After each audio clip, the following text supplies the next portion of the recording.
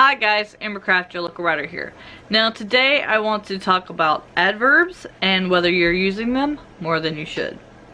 Now I have a quote here which I think was pretty good for this video today. It says, adverbs are the red-headed stepchildren of the fiction writer's world, and that's by Jeff Girk in the Irresistible novel that I read.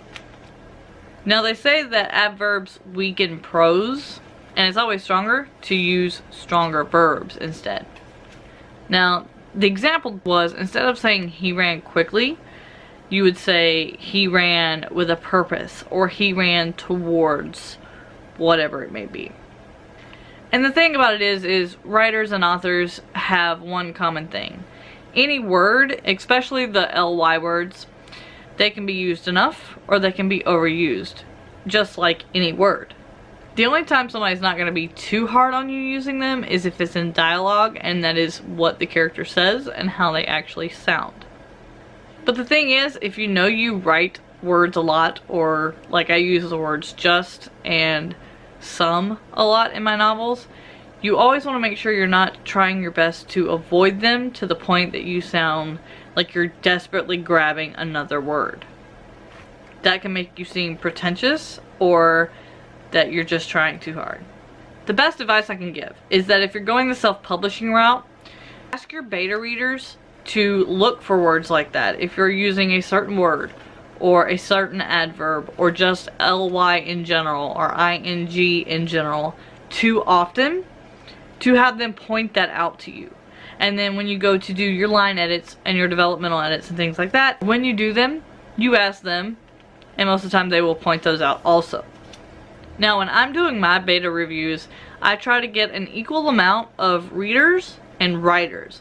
That way the writers are more prone to picking stuff like that out than readers would be, whereas your readers are going to pick out whether things flow better for them, and more often are going to overlook those things unless it is glaringly obvious.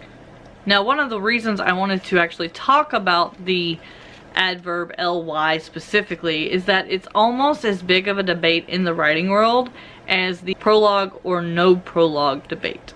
Now everyone says that agents and publishers aren't really looking for a reason to reject you, but let's face it, they have tons of submissions. They kind of are. And when you're going through it, it can certainly feel like that.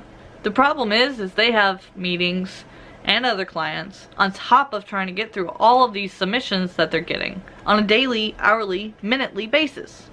So this becomes one of those things. If it's a peeve to them, it's gonna be an automatic rejection pile.